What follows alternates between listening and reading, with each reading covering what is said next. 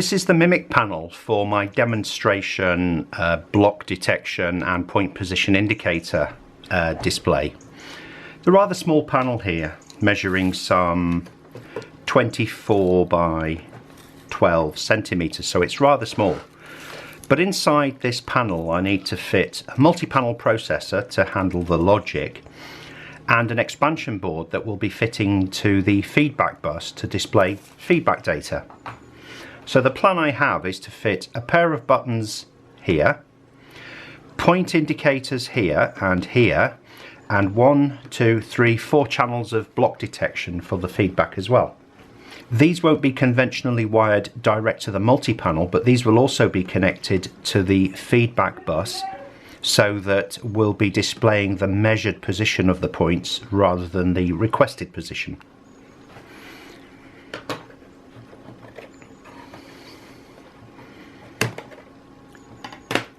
To speed things along, I've attached the circuit boards inside the box, but I haven't done any wiring yet. So I have the multi-panel processor here and the expansion board here, and I'll be connecting the expansion board through this socket onto the feedback bus here instead of using the conventional LED outputs.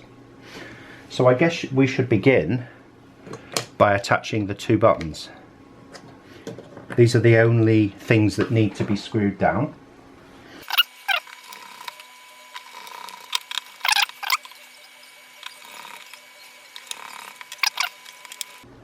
And there's the buttons fitted.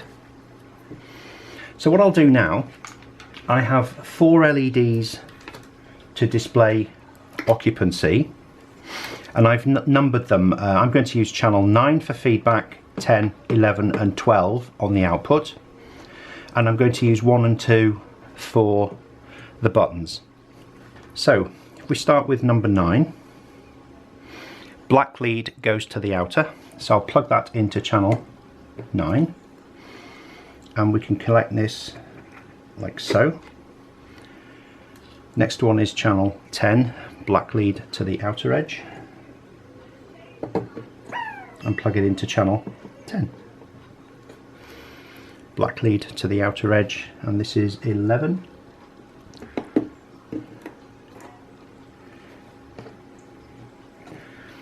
And the last one, black lead to the outer edge, channel 12. And plug it in. So my LED's installed for the feedback. Now for the point position, I'll be using a conventional pair of LEDs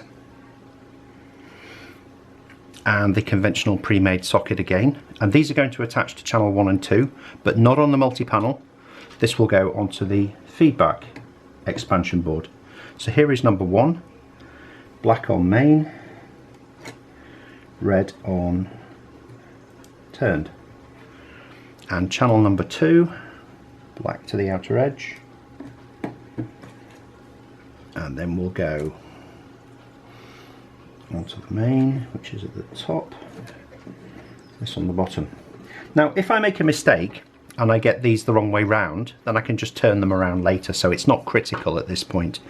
And with these cables I will use a cable tie when I'm finished just to secure them, but for now I'm going to leave them as they are. The expansion board will be taking its power from the multi-panel, and there are 4 power sockets here.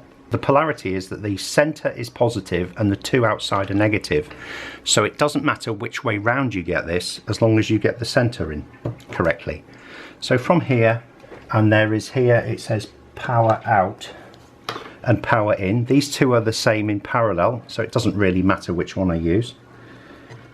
So in the interest of short cables, I'll do that for power. And for the feedback bus, the input is here. It says 2 multi-panel just here, and we've got a D, an L and a C. So as long as I get the D, L and C the right way round, D standing for data, so I'll use the white side of that, and I'll attach that to the feedback bus here, ensuring I get the white on the D. There we go, all hooked up. You see why I've left the attachment of cables to the cable tie till later, so I can bring these down as well. So I think we're hooked up now. I just need to attach the buttons to 1 and 2 on the input and some power, and we're good to go. I have a pair of leads for the buttons. So if I connect button 1, I'll plug it in with the black lead towards the outer edge on number 1, and number 2 with the black lead again to the outer edge. That's the ground side. Now it doesn't matter which way round they go on the buttons because I'm not sharing these with multiple points. Other than power, which I'll attach here, which will be my 12 volt regulated, this is wired up. Let's go find a power source. I'm going to use one of the 50 centimeter leads that I would normally use for a longer button. I'm going to cut this in half, and I'm going to use this to bring power in temporarily. So if I bare these,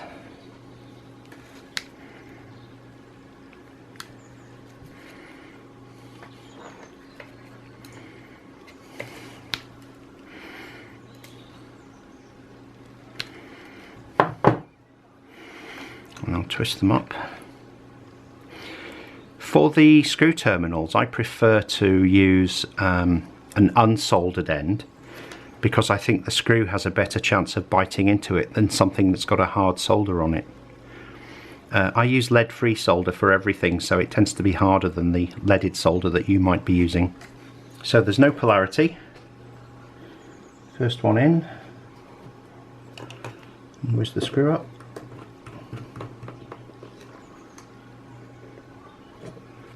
Second one in.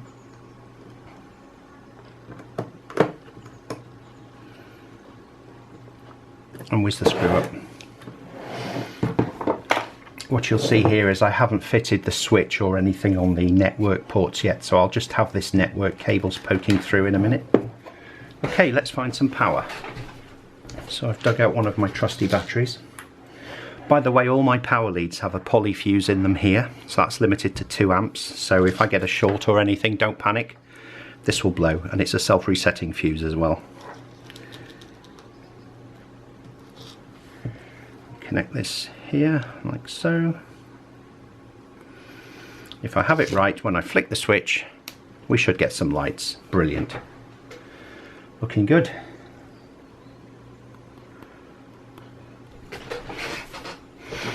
So with everything neatly shuffled around, it makes sense to give it a quick test before we put the lid on.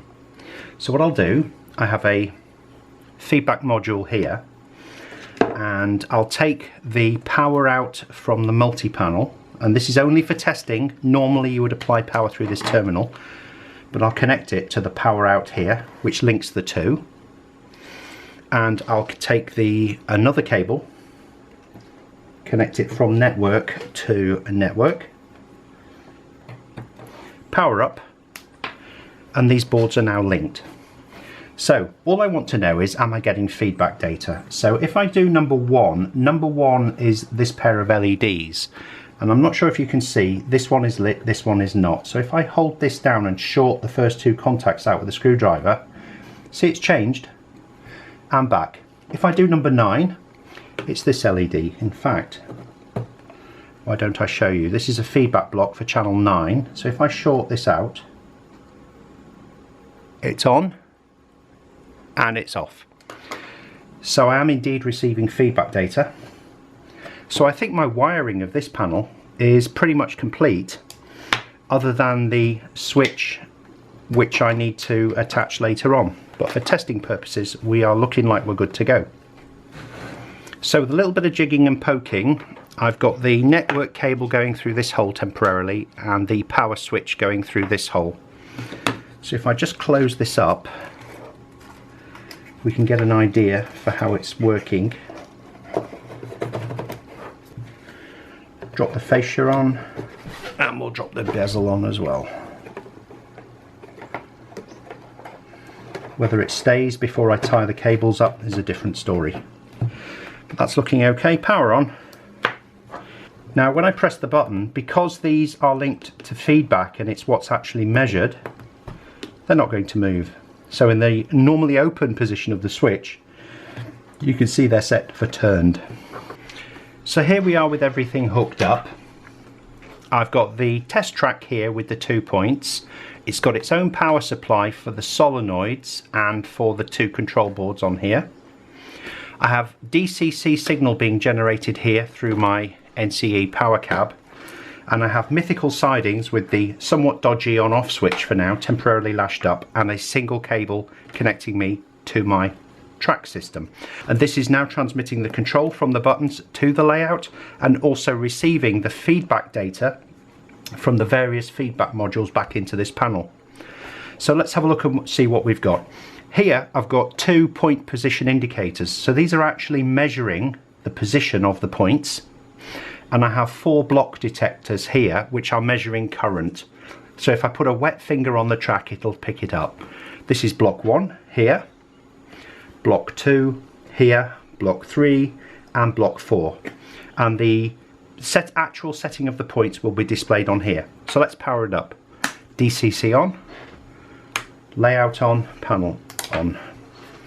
So let's see what we've got. First of all, it's telling me that this point is set for straight ahead, and it is, and this one is also set for straight ahead, and it is. If I press a button, then it moves over. There's no flashing, it's instant, and as it measures it, the track is now demonstrating that it's set to turn. If I move it by hand, it goes back. So it doesn't matter whether it's actuated by the solenoid or by an operator, it will always measure and display the correct position. Of course, if I move it with the button,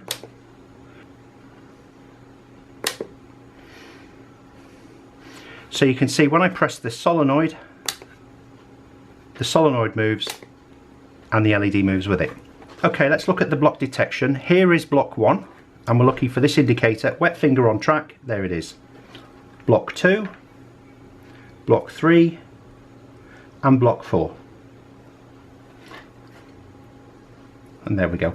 And I can do any combination of them as well. There's 2 blocks. Let's bring a third one on.